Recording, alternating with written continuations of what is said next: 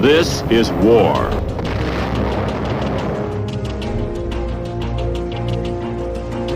She was an incredibly smart horse. She was reckless, all right. Isn't just a horse. She's a Marine.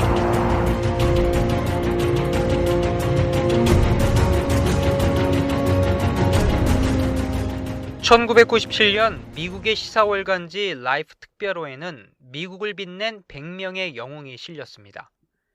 선정된 인물 중에는 미국 건국의 아버지인 조지 워싱턴, 노예 해방에 앞장선 에이브라함 링컨, 또 인권운동가 마틴 루터킹 목사 등 미국 역사의 주역들이 올라와 있습니다. 그런데 100명의 인물 중에는 의외의 영웅도 하나 있는데요. 한국전에서 미국 해병대와 함께 적들을 물리친 군마 아치매입니다. 1948년 남한에서 태어난 아치매는 경주마가 되기 위해 조련된 말입니다. I believe that she came from Jeju. She was 11 hands, 1 inch. Her early story, it says that she was a racehorse. She was bred to be a racehorse, and she was bred to a stallion in Busan, that she was a mix of Jeju pony with a thoroughbred. 한국전이 한창이던 1952년, 미 해병대 소속 패터슨 중위는 해병대의 병참 지원을 도울 말을 찾고 있었습니다. They were carrying the ammunition up the hills themselves. And he had the idea that if we had a horse that could do this, it would free up more men for the actual fighting, and it would be less wear and tear on their backs. 당시 아침의 주인이었던 김형무는 전쟁통에 다친 여동생의 치료비를 마련하기 위해 아치매를 미 해병대에 넘겼습니다. In 1952, her owner had taken her to the racetrack. He was going to sell her. Didn't want to, but his sister needed an artificial leg. And so he sold Reckless for $250. 경주마를 꿈꾸던 아치매는 졸지에 전쟁통에 뛰어들게 된 겁니다. 아치매를 군마로 조련하던 해병대원들은 아치매가 군마로서 탁월한 재능을 가지고 있다는 것을 알게 됩니다. I mean, she was very brave. She was very sturdy. She was very focused. She was indomitable. I mean, she was a fantastic combat partner. 그렇게 군마로서의 능력을 입증한 아치매에게 해병대원들은 새로운 이름을 지어줍니다. Reckless, 영어로 무모하다는 뜻입니다. When they named her Reckless, that is after the recoilless rifle. It's a contraction of its name. It was called a reckless rifle. The recoilless rifle, the 75 millimeter recoilless rifle, was called the Reckless rifle. That's what the guys called it. That's how Reckless got her name. That was a pretty easy connection. 해병대에 들어온 레클리스는 군 생활에 빠르게 적응하고 매번 전투에서 해병대원 2~3명의 역할을 거뜬히 수행했습니다. 트럭과 지프 등 많은 운송수단을 가지고 있던 미군이었지만 험난한 한국 지형에서 말보다 더 좋은 운송수단은 없었습니다. 해병대원들 사이에서 레클리스는 단순히 병참을 실어나르는 가축이 아니었습니다. 해병대원들은 레클리스를 자신들 곁에서 함께 싸우는 전우로 생각했습니다. The men absolutely loved her, and they took really great care of her. She would sleep in their tents at night if it was cold or rainy. She would eat in the mess tent with them. She loved bacon and eggs and would chase it down with a cup of coffee. She would love to have a beer with them after a hard day's work. 레클리스의 활약이 가장 빛났던 전투는 한국전이 막바지로 치닫던 1953년 3월에 벌어진 네바다 전초 전투였습니다. 당시 중공군이 이 지역이 상당히 중요하기 때문에 이 지역을 점령해서 이제 3번의 대규모 공세를 이제 감행했는데 결국 이제 그 미국 해병사단이 이제 중공군의 대공세를 막아내고 이 전투 지역, 이 네바다 컴플렉스 지역을 이제 결국 사수했습니다.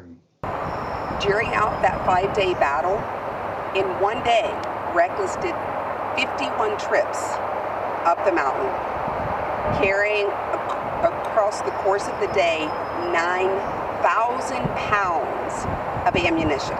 Each round weighed 24 pounds, very heavy. And so for a man to carry that ammunition up through the hills, when they had to go up to these other sites, It was very difficult for them to carry more than 2 or 3 at a time. As if that wasn't enough, when she'd come back down, she often carried wounded back down with her. 휴전 협상이 벌어지고 있는 가운데 인민군과 중공군들은 총 6회를 동원해 남쪽으로 밀고 내려왔습니다. 이에 맞선 연합군은 한치의 땅이라도 지키기 위해 싸웠습니다. 5일간 계속된 전투에서 양측의 인명피해는 엄청났습니다. 이 상당히 좁은 지역인데 이 좁은 지역에서 이제 중공군은 약 1,400여 명이 이제 사상을 당했고 기록에 의하면 미 해병 1사단은 이제 118명이 전사하고 801명이 부상당했다고 기록되어 있습니다. 몇 개의 고지군에서 싸운 전투치고는 서로 엄청난 피해를 입었다고 볼 수 있습니다. 레클리스 역시 전투에서 상처를 입게 됩니다. North Korean gunner coming down the forward slope and trying to get a bead on her, and they turned the recoilless rifle on him and blew him up. You know, and she was small as she was a big target. But at the same time, they did everything they could to protect her. 상처를 입고도 지칠 줄 모르고 포탄과 부상자들을 실어나르는 레클리스의 모습은 옆에서 싸우던 해병대원들에게 큰 힘이 됐습니다. 저는 전투의 어떤 그 전과보다는 거기서 싸우는 병사들의 어떤 사기 악명, 어떤 자신감, 병사들의 어떤 사기를 높여주는데 많은 기여를 했다고 봅니다. 치열한 전투 끝에 결국 연합군은 네바다 전초를 지켜냈습니다. 휴전 협정이 맺어지고 총성이 멈춘 뒤에 레클리스는 해병대원들과 한국 땅에 머물러 있었습니다. 전쟁에서 지친 미 해병대원들은 레클리스를 제대로 돌볼 여유가 없었습니다. 하지만 그의 무용담은 한 병사를 통해 미국 땅까지 전해졌습니다. And an article appeared in the Saturday Evening Post by a Lieutenant Colonel Andrew Gear, and he was a big writer back in his day. So he wrote this article, and the last few paragraphs of the article said that she was stranded on the hills and she couldn't get home and they wouldn't pay her way and all of this. Well, the people and Americans just went nuts. They said, bring this horse home. She deserves to come home. She's an American hero. Marines don't leave anyone behind. It is our ethos. 레클리스에 대한 이야기를 듣게 된 미국인들과 해병대는 레클리스를 미국으로 데려오기로 했습니다.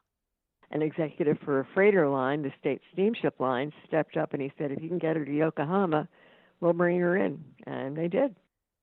미국 캘리포니아주 펜들턴 기지에 도착한 레클리스는 미국인들로부터 큰 환영을 받게 되고 많은 사람의 사랑도 받게 됩니다. A charmed life. Sergeant Reckless, she, after a couple of days in San Francisco as, a celebrity, shall we say. She was promoted to staff sergeant. And it was an official promotion. They had a whole ceremony for her. They had a parade of the troops. 한국 전쟁 때와는 비교할 수 없을 정도로 화려하고 편안한 삶을 살던 레클리스는 1960년 미국 해병대에서 전역합니다. She died in 1968. She was 19 years old. She died at Camp Pendleton and she is buried there.